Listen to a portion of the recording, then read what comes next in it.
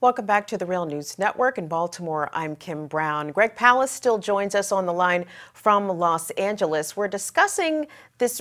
There's several recent developments when it comes to voter suppression and voter and election integrity. First of all, Donald Trump has appointed Kris Kobach, a notorious individual from the state of Kansas, who is also the Secretary of State there. He has collected a list of what he says are millions of names of people who are not legally permitted to vote. And he has been using this list in efforts to help clean up, quote unquote, clean up voter rolls of people who are supposedly not within their legal jurisdiction or legal right to vote. But these lists are certainly being challenged by a number of individuals and a number of groups. And Greg, on Monday, the Supreme Court just refused to hear a case about North Carolina's voter registration law that an appeals court last year had invalidated portions of that law on the basis that the voter registration, on the basis of the Voter Registration Act, because the law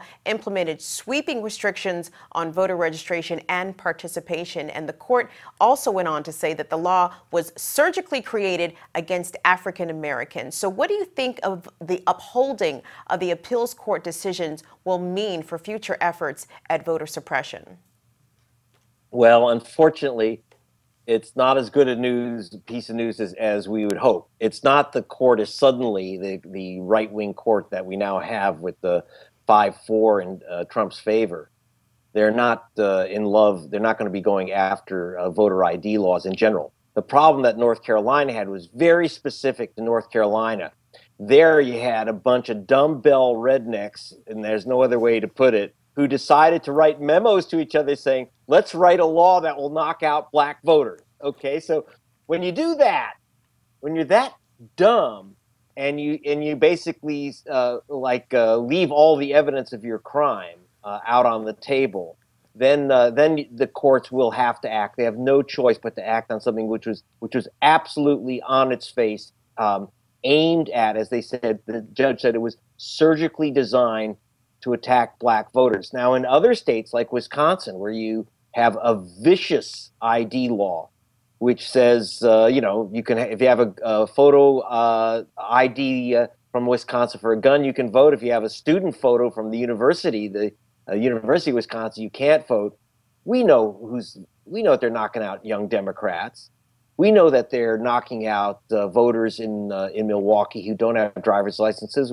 That is the poor and the voters of color who don't have the driver's license to vote. We know that, but they weren't as dumb as the guys in North Carolina. Governor Scott Walker doesn't write memos saying, hey, let's come up with a voter ID law that will knock out black voters. That's what they literally did in North Carolina. So it's an unusual case because these guys are usually too smart to reveal what they're really doing. Because they don't use the guys in Wisconsin, Kris Kobach in Kansas, the guys who put together the voter ID law in Texas and Arizona. And by the way, that was done by Kris Kobach in Arizona. They don't run around saying this is how we can knock out the minority vote. They just know that that's the effect of what they're going to do. These guys are smart and unfortunately very smart, concealing their real intent. Greg, a lot of these voter suppression laws mushroomed throughout red states right after the Shelby County v. Holder Supreme Court decision of 2013, which in effect stripped preclearance away from the Voting Rights Act. And as a result, as we see these results of black turnout from Demos and Priorities USA and others that show that voter turnout for black voters in 2016 was at its lowest point in 20 years. Well, this is the first national federal presidential election in which the Voting Rights Act was not in its full strength.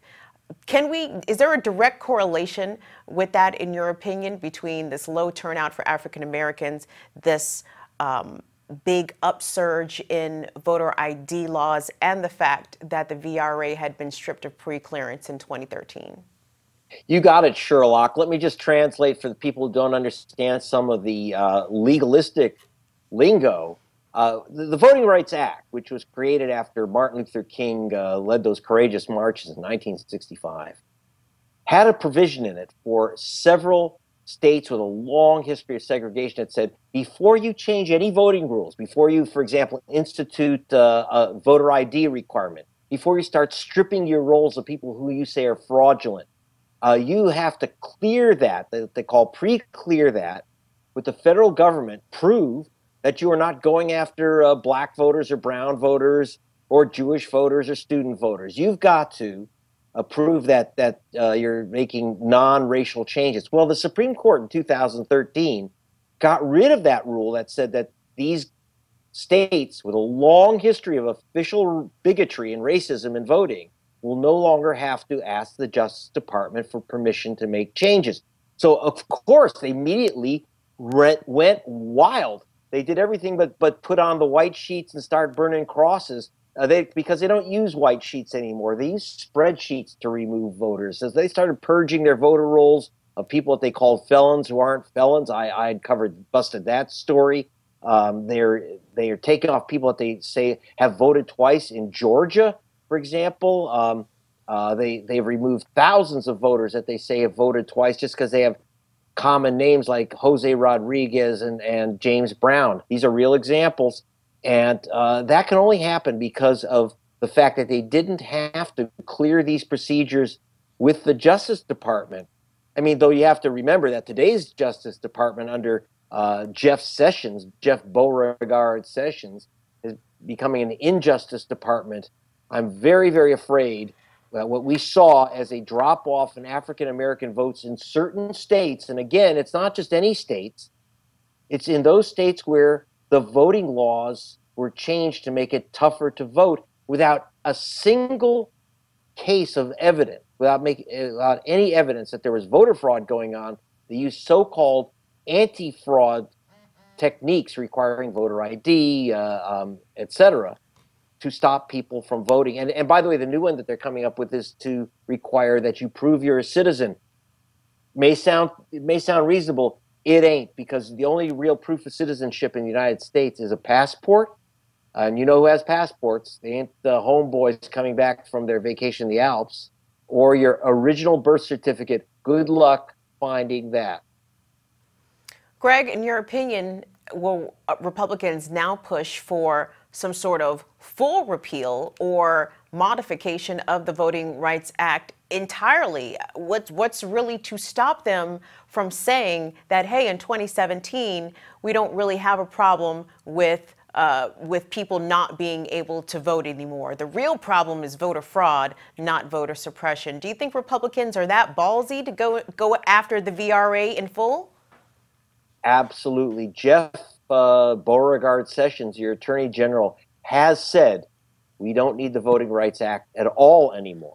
He is for it. So we have the Attorney General of the United States is for complete repeal, and now we have a president and two houses of Congress controlled by GOP. Remember, it's really partisan stuff. It's not that they're against the idea of black people voting. It's not they don't like the color of black people's skin. They don't like the color of their vote, which is blue, Democratic. And that's what it's all about. This is an ugly, partisan, in effect, an electoral coup d'etat in slow motion. Yeah, they're going to remove the whole Voting Rights Act if they have a chance. Plus, they got a Supreme Court that, given the language that they used to remove a big hunk of the Voting Rights Act, that same reasoning really applies to the entire act that they used. And I would not be surprised to see this Supreme Court, if someone brings a case, bring down the entire Voting Rights Act, and then good luck ever electing a Democrat, because basically you're going to have to be old, rich, and lily white to cast a ballot. We've been joined with Greg Palast. He is an investigative reporter. You can find his stuff in Rolling Stone and The Guardian and lots of other places. He's also the author of the New York Times bestseller and of the film of the same name, The Best Democracy Money Can Buy. Greg, we appreciate you joining us today. Thank you so much. Thanks, Kim. And thank you for watching and supporting the Real News Network.